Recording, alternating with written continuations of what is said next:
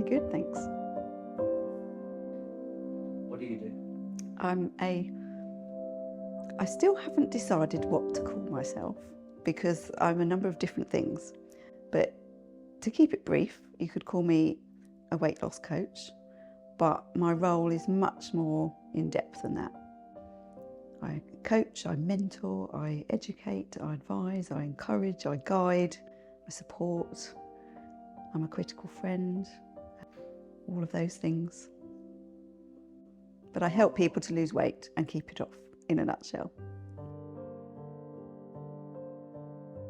I've been on that journey myself, and I remember what it was like.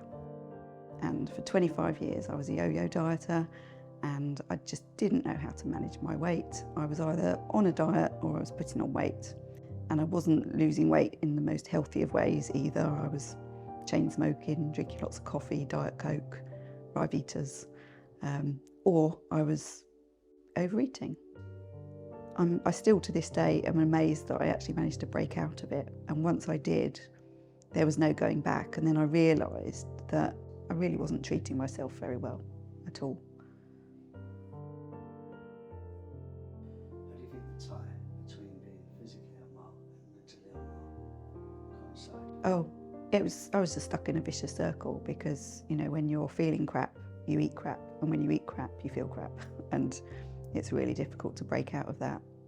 I'm now in a position to help others with it. And I feel so passionate about it because I see so many people that are so unhappy and think there's nothing they can do. But there is. There absolutely is. We just have to unlock it. And that's what I help people to do, is to find their unique key to unlock their power to get on top of it once and for all, like I did.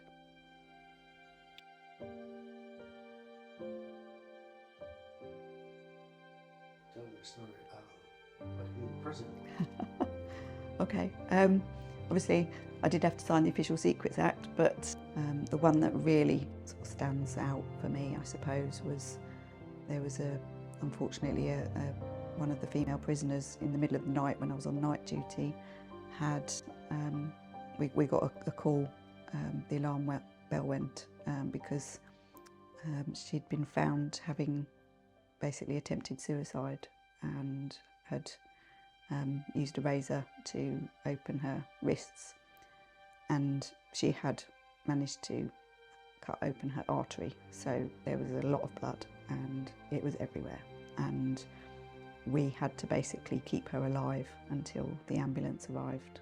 And thankfully it wasn't too long and they did arrive and they managed to save her, and that was quite a, well, I think a defining moment in my life, I think, in terms of really brought it home just how precious life is and how, you know, how some people can really be in that awful situation of being in rock bottom and feel that there's no way out.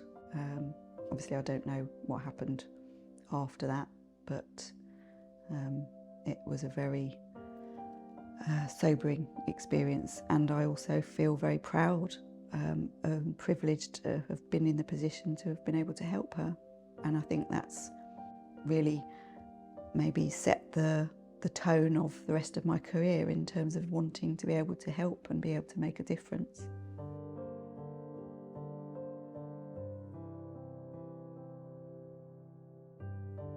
Great story. Oh, thank Wow, you. you don't know what people's stories are. No, that's that. And that it was a big part of my life. I think I don't think I appreciated at the time just how big it was. And I mean, I did find actually when I left the prison service, I worked as a drug and alcohol worker in the local police station, and she was brought in from where she'd been arrested, where she'd been shoplifting, and she came in with a needle in her arm, stuck in her arm, where she'd been shooting heroin. So unfortunately she'd been released from prison and got back into the life that she was leading before she was in prison, which It was very common, obviously, as a lot of people where that happens. Where, you know, you try and do your very best to help them, but everything has to be in place. You know, it's not good enough for someone to have the desire to change.